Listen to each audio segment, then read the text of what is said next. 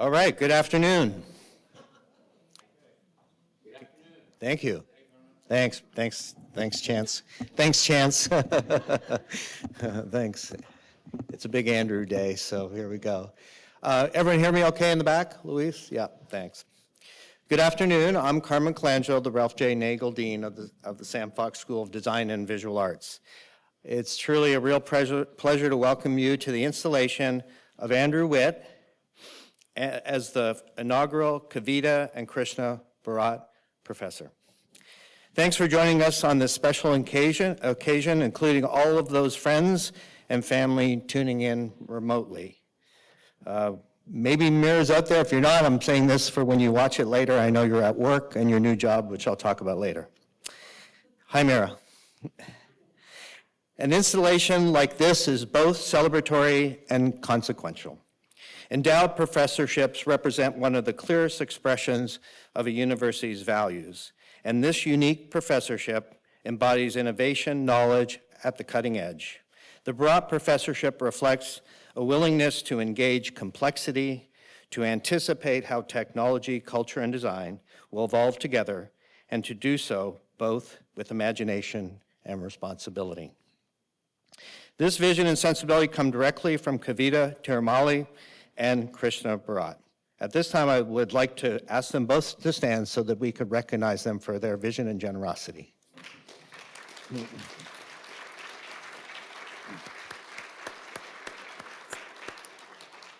I would also like to recognize Andrew Witt and his family, his wife Michelle Lee and their daughter Athena, if they could stand.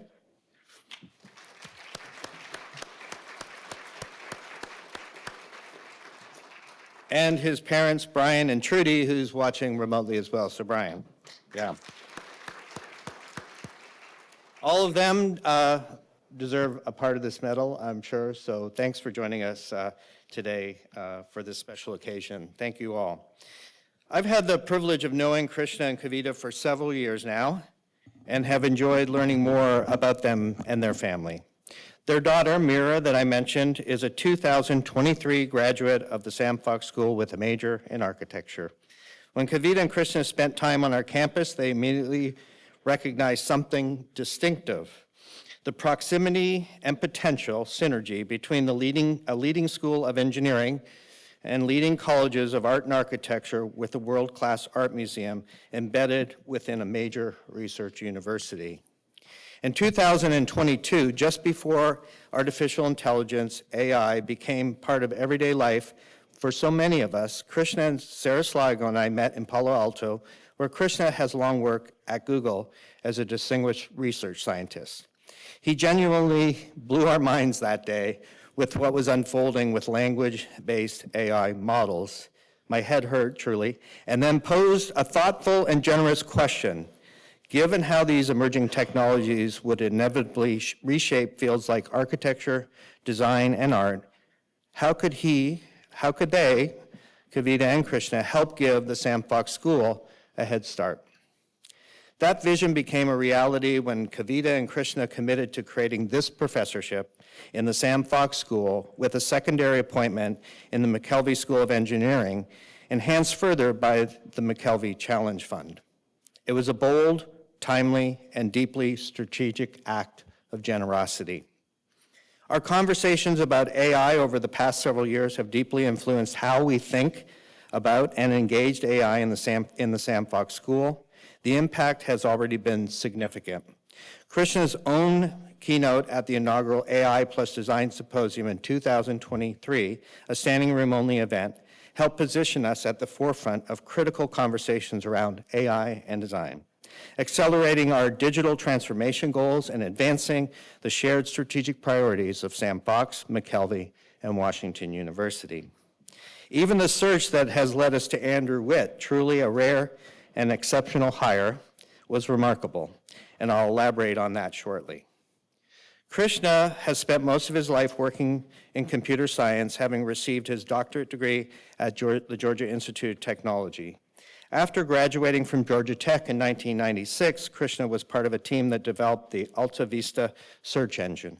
During that period, he met his future wife, Kavita, who was pursuing her master's degree in public health at the University of Alabama in Birmingham. Until 2017, Kavita was a research associate at Stanford University's Center for Policy Outcomes and Prevention. In 1999, Krishna joined Google to lead Google Research, and he later founded Google News and helped establish Google's engineering operations in India. Years later, his work in news and computational journalism reconnected him with Georgia Tech, where he met Aaron Bobick, then founding chair of School of Interactive Computing. When his daughter Mira was choosing colleges, Krishna reached out to Aaron and came to see WashU as a place where she would truly thrive. Krishna and Kavita both have ties to the arts. Krishna paints portraits of his family, while Kavita is a classic Indian dancer and curator of the IDIA Dance Festival. Mira more recently completed a master's degree in human-computer interaction at Georgia Tech from the School of Interactive Computing, in some sense, completing a circle. Krishna has said, design is a very human-centered thing, and that AI will accelerate the creative process, expanding the designer's creativity, enhancing the experience for those they serve. This might be the best of times, he said, if properly engineered. Beautiful. Well said for our occasion. Please join me in thanking Kavita and Krishna Bharat for their vision, their leadership, and their extraordinary generosity.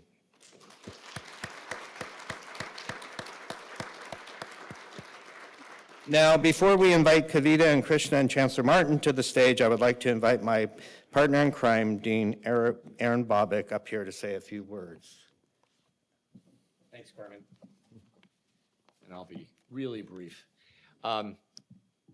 Those of us of a certain age will remember that there was a television show called The A-Team. I think it's like early 80s. So some people are nodding, and you're all almost as old as I am.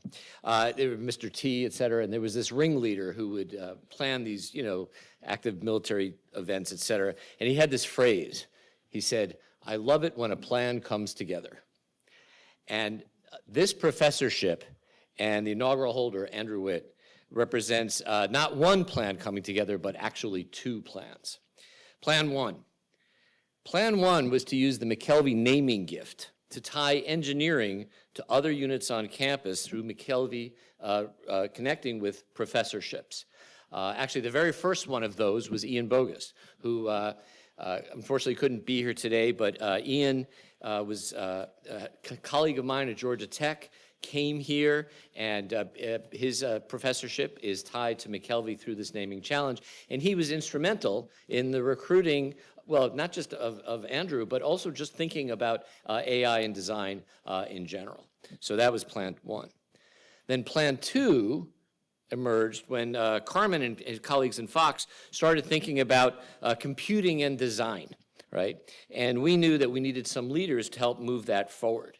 So when Krishna and Kavita approached Carmen about the intersection of AI and design, that was just a natural fit. So really that became the second plan. So in a few minutes, you'll get to meet Andrew Witt, and you'll see for yourself how all this fits together.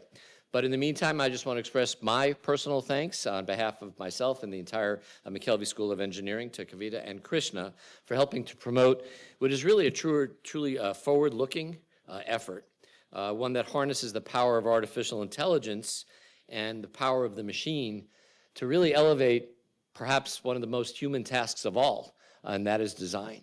And I think it's just a great opportunity.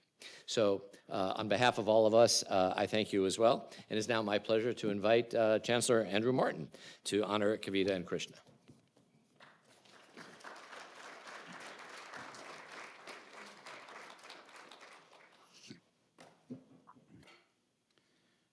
Kavita and Krishna, you have been such wonderful friends to Washington University, and we are so grateful that you are part of our university family. It is my honor to present this shadow box to you. It reads, the Kavita and Krishna Bharat Professorship in the Sam Fox School of Design and Visual Arts, in grateful appreciation, presented to Kavita and Krishna Bharat, February 26, 2026. Thank you both so very much. Whoops.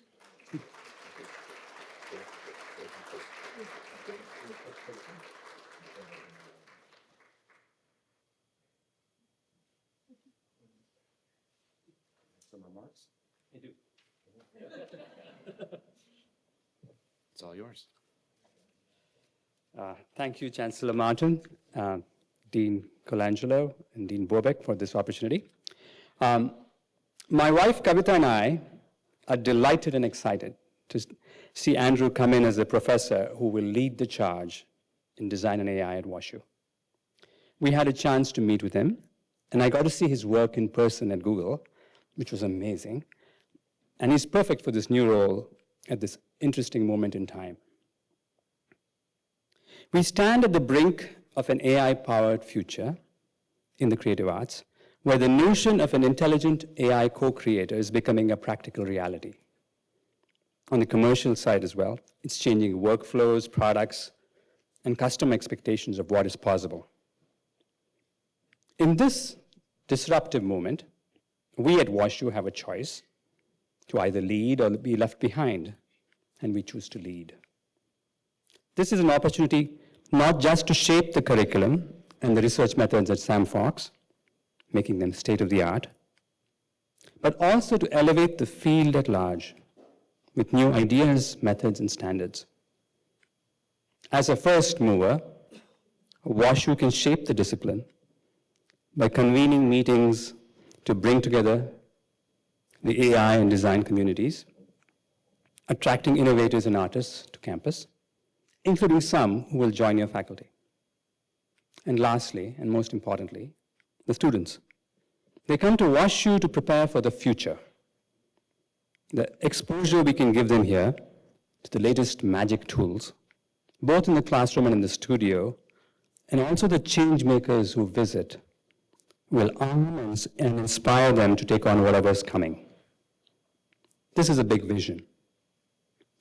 It cannot be done alone. Professor Witt can be the catalyst, but he needs the powerful support of many of you on campus. This has to be a joint effort. And I thank you in advance for your help and backing. Please join me in wishing our new professor good luck and full speed ahead.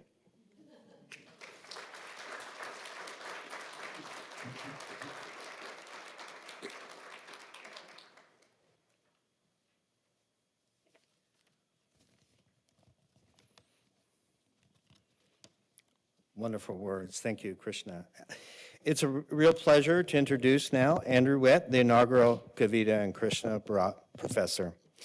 We're especially honored to share this moment with Andrew's wife, Michelle, their daughter, Athena, and parents, Brian and Trudy. Once again, we're so glad you're here, whether you're here in person or watching remotely. Andrew Witt joined us in January from the Harvard Graduate School of Design, and from the start, it was clear he's exactly the kind of thinker that this moment demands. His work sits at the rare and powerful intersection of architecture, mathematics, computation, artificial intelligence, and software design. Andrew's practice and research is rigorous, imaginative, and deeply aligned with the Bharat's vision for how creative research and AI can shape the future. At Harvard, Andrew taught and researched the relationship between design, science, and technology. Here at WashU, he holds a joint appointment in the samfoxschool and the McKelvey School of Engineering, teaching across disciplines in AI, computational design, and geometry. He's also a core member of the faculty in architecture in the samfoxschool and in our new Master of Design for Human-Computer Interaction and Emerging Technology. Andrew began his career at Gary Technologies, working on complex projects, including the Foundation Louis Vuitton. And I'm just stopped to say this because every time I think about this is if you've been there, you know Frank Gehry's buildings, they're very complex geometries. And Andrew was working on those projects way before AI and thinking about the computation that would go into building those buildings and the drawings that had to be done. And he just told me he was terrified the day it opened. and it's not leaking. So if you've been back, go notice the art, but also notice that it's not leaking. The National Museum of Guitar and the Louvre in Dubai are all projects that Andrew has worked on, while also developing advanced computational tools for design and fabrication. In 2014, he co-founded Certain Measures, a design and technology studio that uses quantitative methods to tackle urgent spatial and environmental challenges. Their work, which ranges from sustainable material reuse to data-driven mapping and speculative ecology. Their work has been exhibited internationally and includes a well-known piece called Scrapcrete, now in the permanent collection of the Centre Pompidou in Paris. Andrew is also a prolific writer and author of Formations, Architecture, Mathematics, and Culture, published by MIT Press, and his work has been recognized with numerous academic honors. When we began the search for the Bharat Professor, we knew we were creating something entirely new, an appointment bridging design and engineering at the moment when AI is reshaping both. We encountered extraordinary candidates, but Andrew stood far above and apart. He is among the very best in the world and in this emerging field, bringing intellectual rigor, creative ambition, and generosity of spirit that strengthens our community. I'm confident tonight's lecture will challenge and inspire us, but first, please join me in welcoming Chancellor Andrew Martin back to the stage and Professor Andrew Witt for the presentation of the medal. Yeah. Okay. Andrew, we are delighted that you've joined us here at WashU, and we look forward to your family joining us come summertime. It is my honor to present this medallion to you as a symbol of this appointment. On the obverse, it reads, the Kavita and Krishna Bharat Professor in the School of Design and Visual Arts. And on the reverse, Andrew Witt, February 26th, 2026. Andrew, welcome and congratulations.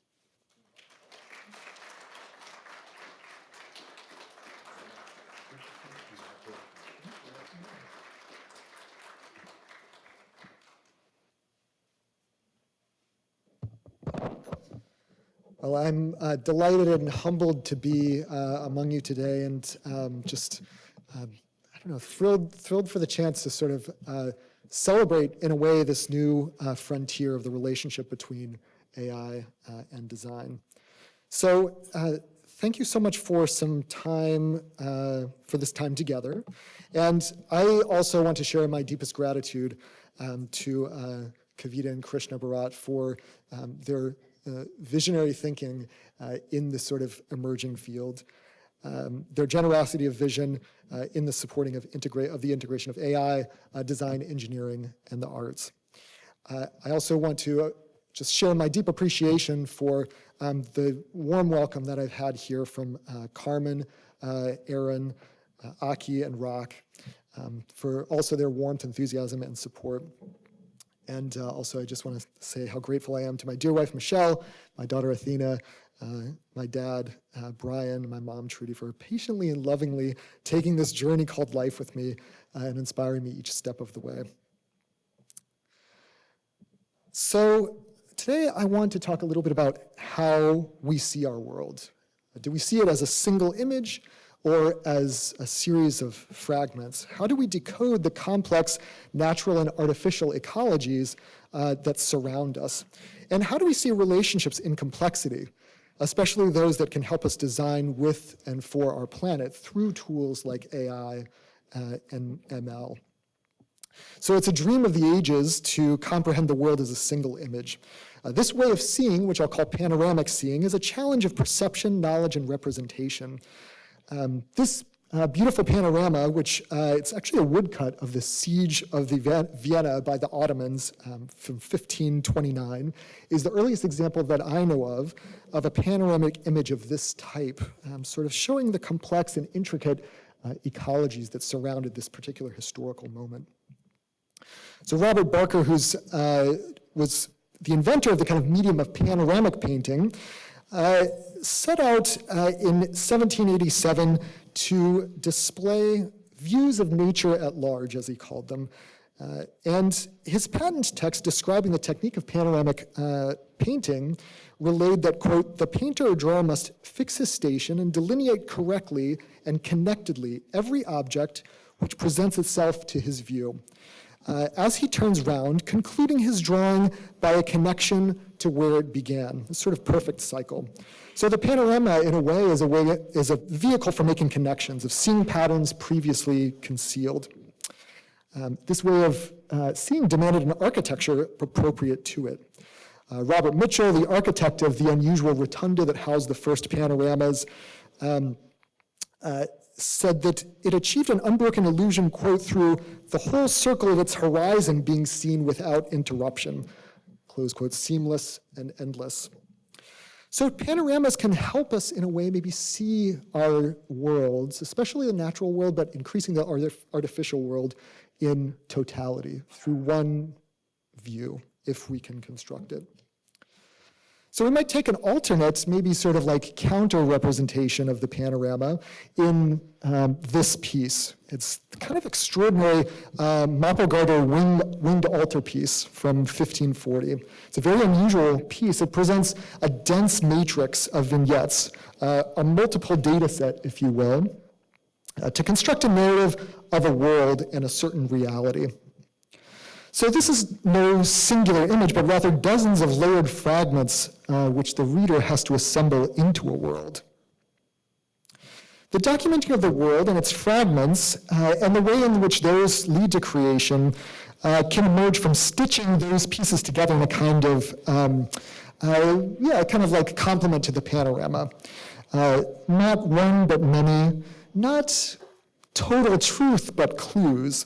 So I'm very interested in the history of how designers have created using what you might call data sets, those fragments, particularly how data is related to material. So Piranesi is a fascinating example of this, particularly his meticulous compilation of classical fragments, details, and spolia. Reassembly and recombination was a form of fresh creation that dealt honestly with the weight of the past. And so Piranesi didn't stop at sort of assembling those data sets. He used those as a feedstock to create recombinant forms. Creating data and creating design became two complementary parts of the same process. So in his 1757 pair of paintings, Picture Gallery with Views of Ancient Rome and Picture Gallery with Views of Modern Rome, Giovanni Paolo Panini depicts voluminous neoclassical enfilade galleries hung with dozens of nested paintings. So he's assembling a kind of data set of classical architecture, and it sort of suggests this impulse of cataloging as a first step towards combinatorial imagination. So today, the image matrix, I would argue, feels more authentic to our experience, perhaps even than the panorama.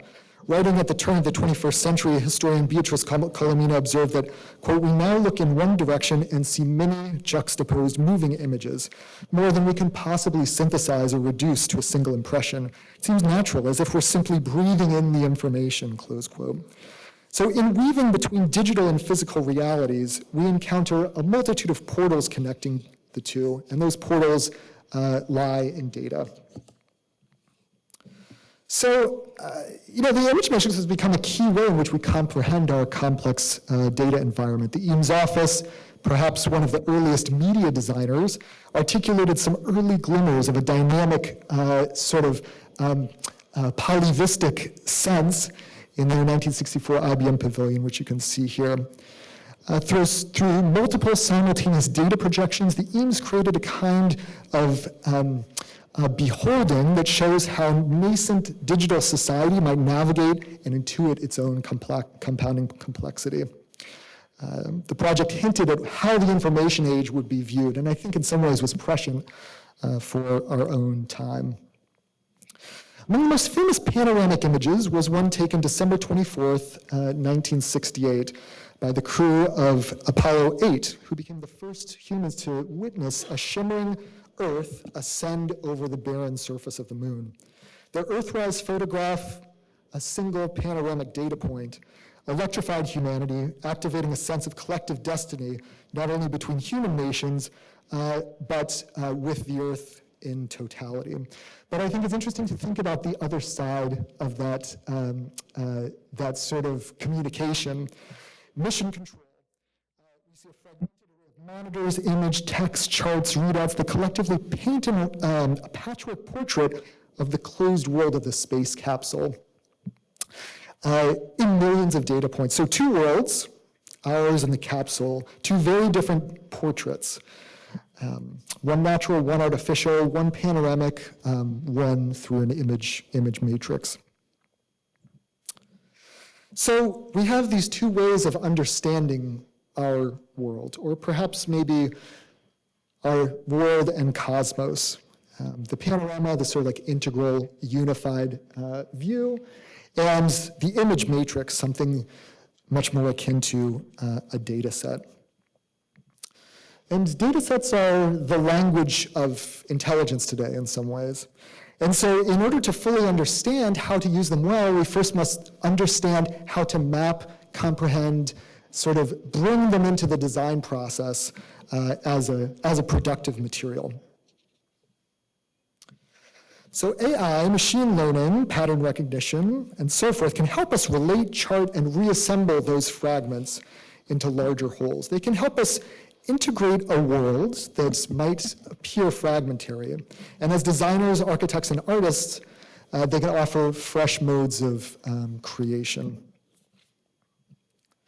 So more particularly, AI can help us bridge a gap between human and machine ways of seeing, connecting our vision to multiple and parallel ways in which machines work. And so here on the left, we have a sort of integral, maybe not panoramic image, but unitary image, and then the sort of matrix image more commonly associated with the machine.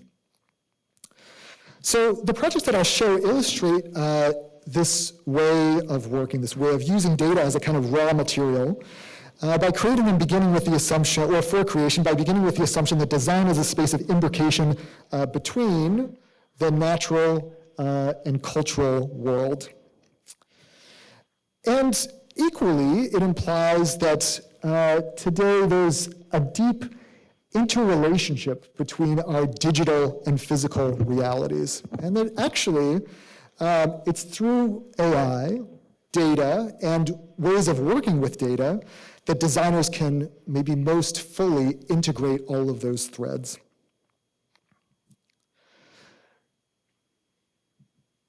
So these projects, developed at Certain Measures, which is the design office that I co-founded with Tobias Nolte, involve the building of software, hardware, data, AI models, and other instruments as a medium through which to address larger systemic and ecological challenges. So a few projects. One of the extraordinary qualities of AI systems is their ability to detect patterns and create structure from stubbornly complex data sets that are denatured, degraded, and noisy. And I would argue that this can help us recover what might seem beyond repair.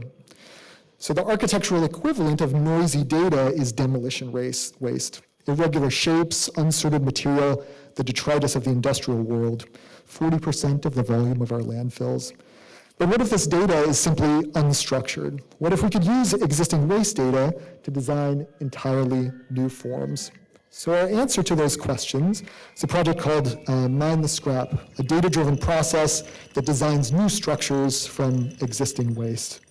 So here you see a kind of data panorama of this process that uses a custom-built 40-dimensional machine learning and pattern recognition engine that's to stitch together this construction scrap into new forms. It's like assembling an unknown puzzle from random pieces. It finds the unique best use of each of those pieces in a new structure through a sophisticated process of scanning, classification, and recombination. So using computer vision and machine learning, we can invert the typical process of design. Instead of material being something that follows design, we can use data as a proxy for it and begin with material and then see what we can build. So here you can see some examples of early forays into that kind of process. And Mind the Scrap uses big data to tackle big waste. So recently we opened a show in Shanghai that featured several of these kinds of pieces scaled up to a sort of architectural level. And what I enjoyed about this sort of like fractured, very fragmented form is that you see some coherence, but you also see the sort of struggle of emergence from those fragments. The geometry originally derives from a sort of perfect cube, negotiated imperfectly by irregular material, aided by machine learning. So the piece, I think, has a kind of like shimmering, ethereal quality, as if it's in a perpetual process of becoming, an argument, if you will, between form, material, and geometry. So we begin to scale up this process a little bit by disassembling existing buildings and scanning their components to create data sets of waste as a resource. So here you see a disused vacation house from an East German nudist colony, and I always joke that this is sort of like a very interesting story in its own right, which I don't have time to share. This was disassembled. We created a model which organizes as a database the forensic scans of all of those constituent pieces. And then instead of being relegated to landfill, we decided to imagine these elements as a kind of cloud and think about this as a cloud fill, a database of scrap pieces that exists in the digital cloud to become a kind of shared resource. The pieces can be dynamically recombined into the houses of the future. Like many of our projects, this sort of video representation, this sort of, I don't know if it's a panorama exactly, but it's a sort of an attempt to exhaustively communicate the combinatorial range of this space. It becomes a media proxy for the kinds of physical artifacts that we're developing.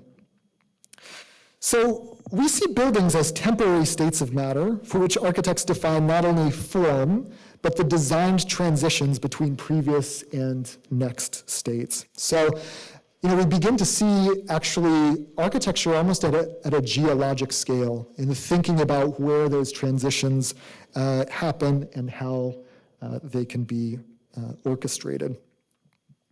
So, one of the many possible recombinations of this material was reconstructed for an installation in Futurium, a new museum of the future in Berlin. And here you can see that piece. It even includes fragments of the 1970s wallpaper that would have decorated the house. And it becomes a kind of like fragment of an AI reconstructed architecture, kind of physical database of reused materials. Also occasionally becomes the site of fashion shoots, which I always enjoy. So we can imagine planetary models of construction and construction recycling that implement a data-enabled system that could extend, that could become a kind of global reuse repository. By scanning building stock around the globe and generatively creating these new scenarios, we can imagine material logistics at a planetary scale. So, AI and ML are inherently transscalar, and we're always looking for ways in which a particular sort of process can be scaled up. And so we've been working recently with some industrial partners to do exactly that. So we applied this process to a fiber-reinforced concrete manufacturing process developed by Reeder, an Austrian company, and used mind-the-scrap sort of technical processes to design intricate panels from offcuts of their process. So basically they had sort of like fabricated all of these sort of panels, and from the offcuts they'd felt very guilty about getting rid of them, so they essentially archived them in a warehouse. We used that archival material as the basis of some new work. So here you can see how we applied this method to Reeder's data sets, their data set of their waste. And it combines this process of working, it combines a sort of data process or data science process with architecture in ways that show a future for computational sustainability. On the one hand, we created a kind of data visualization that allowed them to navigate that scrap. And on the other hand, a kind of configurator that allowed them to reassemble it dynamically. So AI and ML can allow us to gain insight into the complexity of those material data sets while imagining productively new uses for them. So we implemented this process actually for a new warehouse that Reader constructed. And here you can see the facade itself constructed from those reclaimed elements. The assembly process itself is very low tech. We're very interested in this relationship between very high precision methods and very low tech assembly. And then a time lapse of the actual assembly. So this kind of like touches on a whole range of issues around the material ecologies of artificial systems. But we're also very interested in how these AI-enabled design processes can help us to understand our natural ecologies more comprehensively. So the next project is a kind of cyborg garden greenhouse tended by AI that we developed for the Museum of the Future in Dubai. So the Museum of the Future represents a series of immersive environments that position visitors in an optimistic, speculative world of 2070. So across 3 floors, visitors experience a space station, therapeutic clinic, and an institute for global biodiversity, which we contributed to. So for the museum, we imagined a future observatory for planetary ecology. The project is a data set or matrix of fragments of a broken world, biological fragments reassembled. The observatory is a kind of control room and incubator for that regreening and global repair process. It's the culmination of a floor-wide exhibit that represents a fictional NGO tasked with gathering the planet's DNA, engineering species capable of meeting the challenges of extreme climate, and redeploying those into the world. So there's several different pieces to the show. The first is what we call the geoscope, sort of in homage to Buckminster Fuller's geoscopes. So the geoscope is a kind of dynamic data panorama, an informatic world picture that shows this process of planetary repair. It combines physical models and speculative species themselves with dynamic projection mapping to show symbiotic interconnections across scales. So it's a kind of dynamic data panorama or an informatic world picture.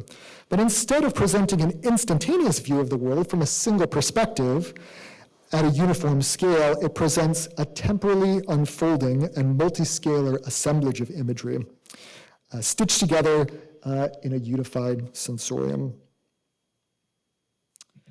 So the geoscope offers a kind of transcalar and data-rich view of the planet from the global to the microcosmic.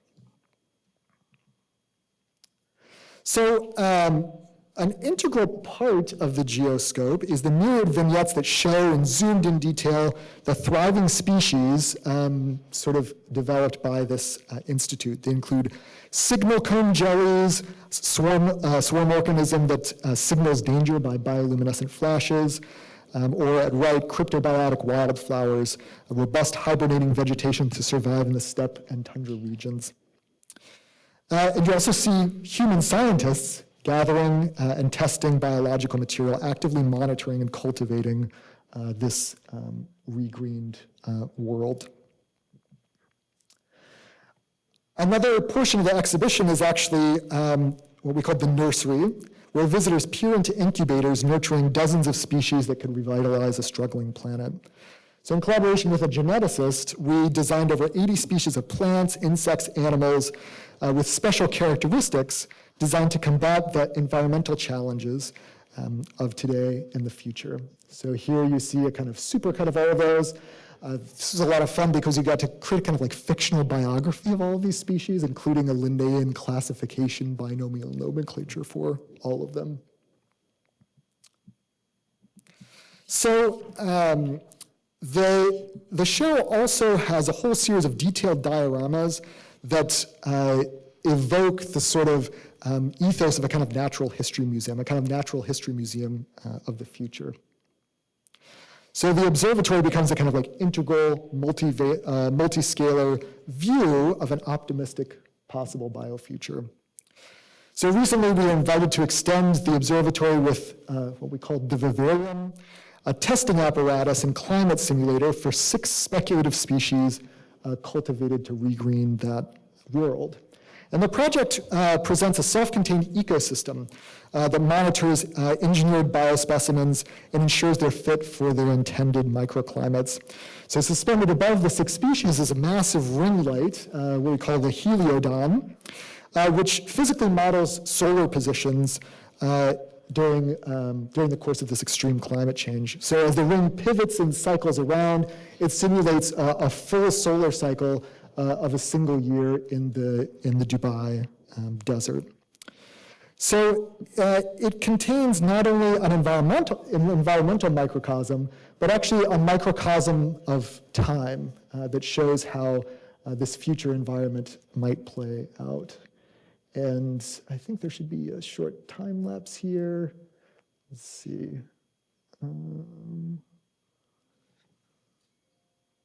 There's, yeah, the time lapse is nice. So I just want to sort of like, you can basically select a specific moment in time. The pod goes to that particular moment in time, and throughout the course of about 20 minutes, you see an entire year in microcosm. So the vivarium represents a kind of post-human microcosmic ecology, one which explores planetary convergence of natural systems, artificial intelligence, and synthetic environments. So in this case, the species were actually developed with the aid of artificial intelligence. And in a sense, it also evokes some, I think, very St. Louis connections.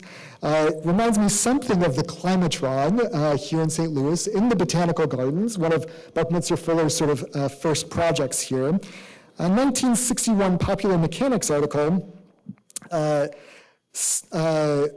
of distilled the climatron's microcosmic nature, and I feel like evokes also this project. Quote, "The glistening dome covers a splashing waterfall, a miniature mountain, a mist forest, an aquarium, rice paddies and lily ponds, a swamp, and at the touch of a push button, man-made rain." So it was kind of a computer-cultivated ecology in miniature.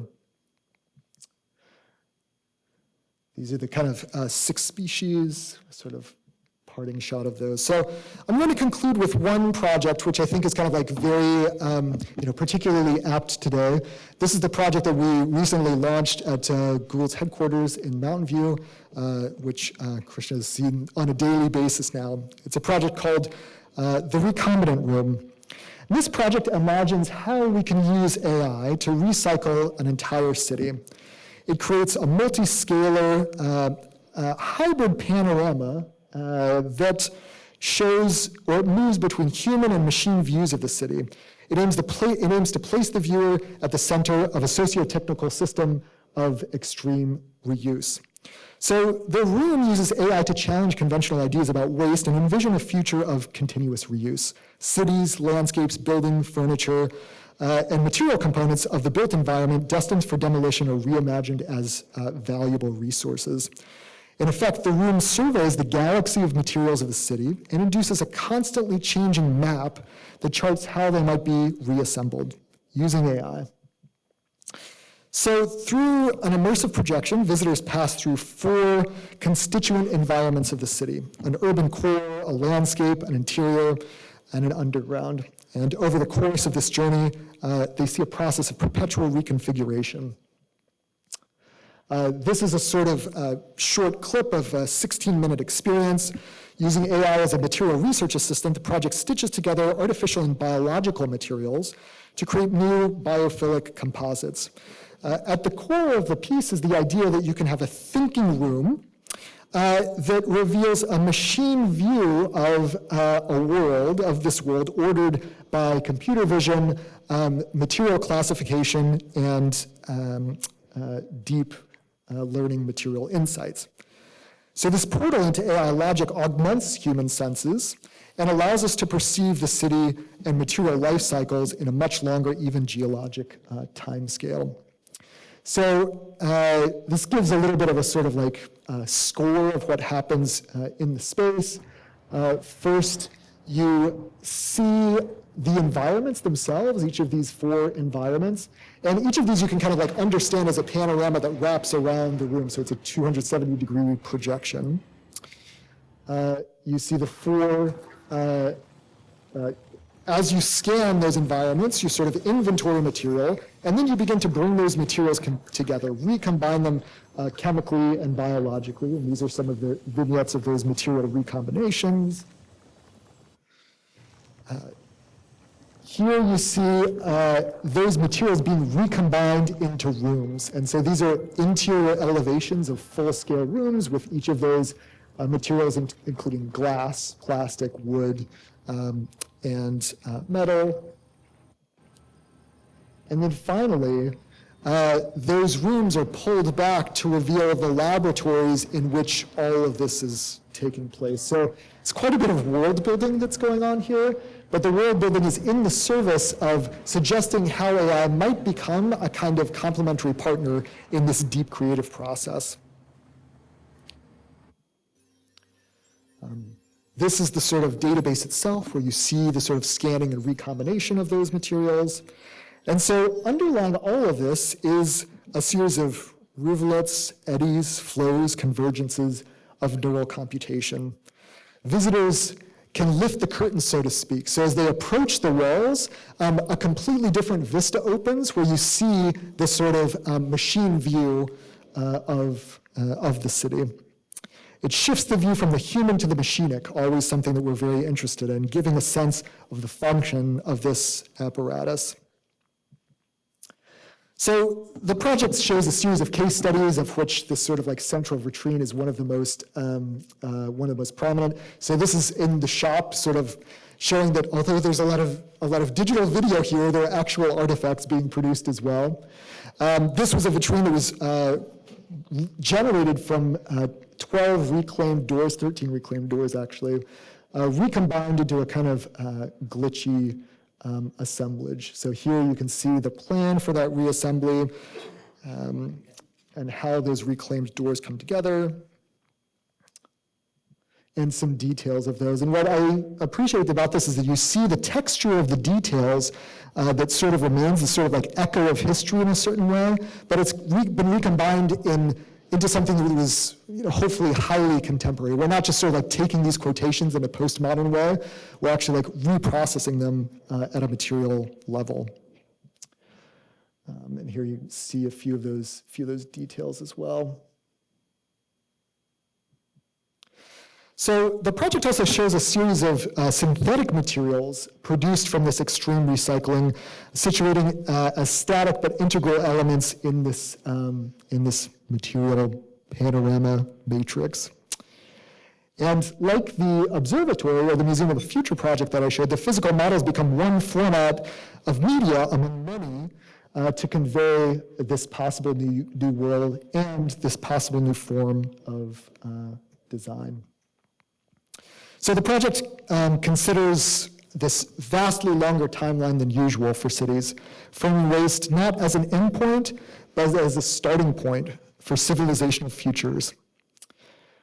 So I'll just draw things to a conclusion, and what I've shown, I would argue, are not only images, but also models of systems, devices to see and design both the form and behavior of those complex systems.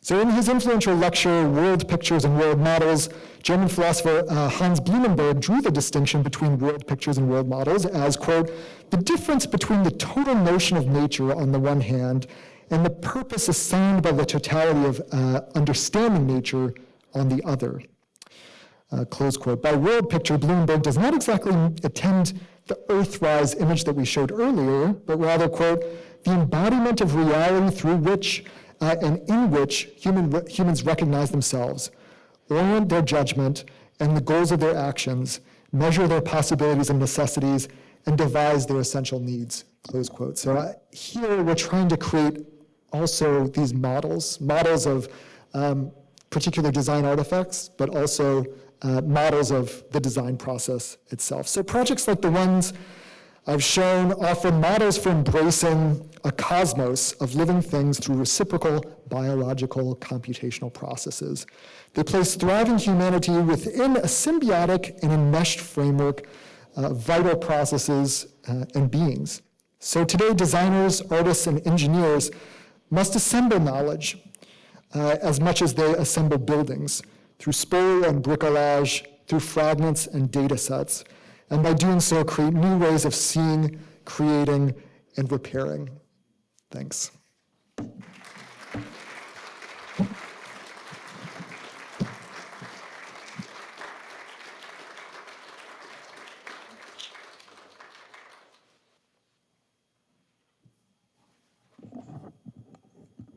That's the future. I've been saying in my transition in my last year, Dean, that we need to look for people that are going to push us forward into the future, and certainly this represents that, this combination tonight. Once again, I would like to congratulate Andrew and Krishna and Kavita and the entire family. Let's hear it for all of them.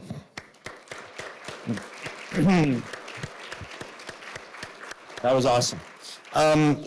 A couple things I want to say. I woke up this morning thinking, oh, you know, we have this installation and I have my remarks prepared, but really what happens behind the scenes is a whole team of advancement staff and staff in the samfoxschool and across the university make these things happen. So I want anyone that's on the staff that made this happen to stand and let's recognize them because they do an incredible, incredible job. Yeah. Well, they'll put their hand up anyway. They're being bashful, but no, there they are. They're standing. Yeah, go ahead, yeah. Yeah. Anyway, don't want to forget that because this is my 20th year and I've enjoyed so many of these things and so much work goes into an installation behind the scenes as well as up front. The other part of it is that it takes an incredible team of faculty and staff to recruit great faculty members. So the other group I want to recognize, I see Chandler in the chair of the committee and the faculty, if you could stand, that were on the search committee, museum representing, and all the faculty that were on the search committee, that would be great.